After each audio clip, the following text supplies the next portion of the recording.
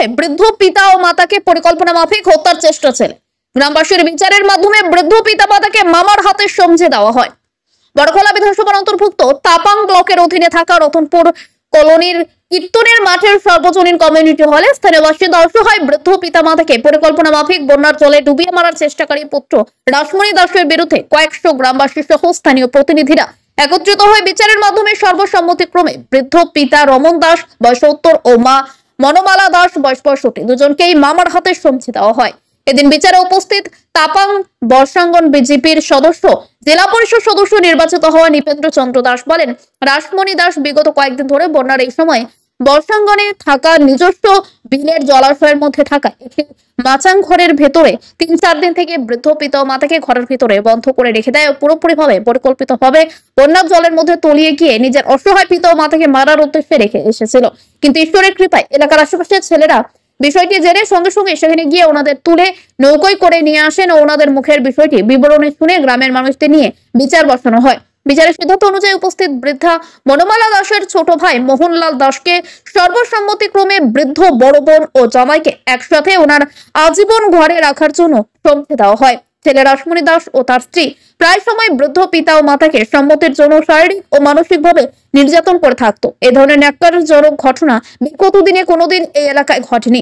সত্যিকারের অর্থে পশুতুল্য ছেলে রাসমণি দাসকে আইনগতভাবে কঠিন শাস্তির প্রয়োজন ছিল।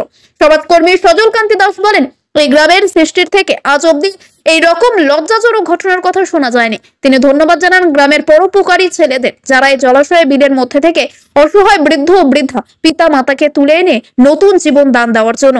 এদিন অন্যান্যদের মধ্যে উপস্থিত ছিলেন উক্ত জিপির প্রাক্তন জেলা পরিষদ সদস্য তপন দাস, বর্ষাঙ্গন জিপির 1 নম্বর ওয়ার্ডের মেম্বার নয়নতারা দাস, 2 নম্বর ওয়ার্ডের মেম্বার রামপ্রসাদ দাস, আঞ্চলিক পঞ্চায়েত সদস্য সুকুমার দাস, রোজকান্দি জিপি সদস্য অজিত দাস সহ শুক্লাল দাস, সৌমেন্দ্র দাস, সৌরভ দাস, রাজীব দাস, মহানন্দ দাস, আইনজীবী বাবুল দাস, রথিকান্ত দাস, মনোরঞ্জন দাস, শিবু দাস প্রমুখেরা। সমস্ত গ্রামবাসী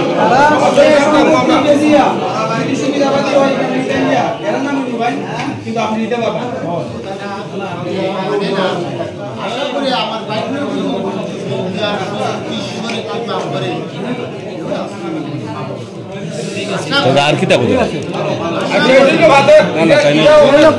মালা যে লাগা দেখছো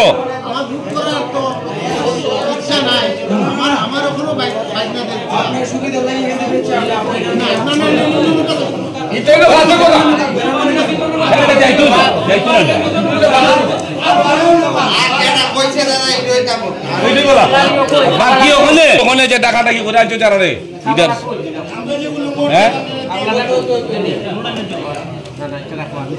মোহনলাল দাস, আমার বাসা হলো আলমবাগ। আজকে শুনতে পারি যে আমার বোন এবং ভগ্নিপতি খুব দুরবস্থায়। সর্বপ্রথমে আমি ধন্যবাদ জানাই এই রতনপুর গ্রামবাসীর যে যুব সমাজকে, তারা এই আমার ভগ্নিপতি এবং ভগ্নিকে উদ্ধার করে এনেছে, যে তার জন্য আমি খুবই খুশি বা আনন্দিত, আর তাদের কাছে আমি কৃতজ্ঞতা জানাই। আজকে এই বিচার সভায় আজকে এই রতনপুরের মানুষ যুব সমাজে আজকে আমার হাতে তুলে দিয়েছে, তারাকে দেখাশোনা করার জন্য, সেবা শুশ্রূষা করার জন্য।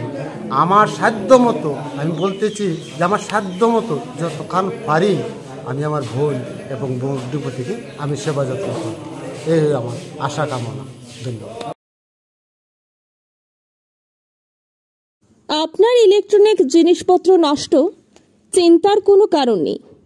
এখনই আপনি যোগাযোগ করতে পারবেন আমাদের পরিষেবার সঙ্গে। আমাদের পরিষেবায় AC, fridge, TV, washing machine, running machine, chimney, counter fridge, microwave, water purifier সহ অন্যান্য সব ইলেকট্রনিক সামগ্রী দ্রুত এবং দক্ষতার সঙ্গে রিপেয়ার করা হয়। বিশেষজ্ঞ টেকনিশিয়ান দ্বারা পরিষেবা বিশ্বাসযোগ্যতা ও সঠিক সময়ে সার্ভিস দেওয়া আমাদের অঙ্গীকার। তাই দেরি না করে আজই যোগাযোগ করুন 8011237974। ধন্যবাদ।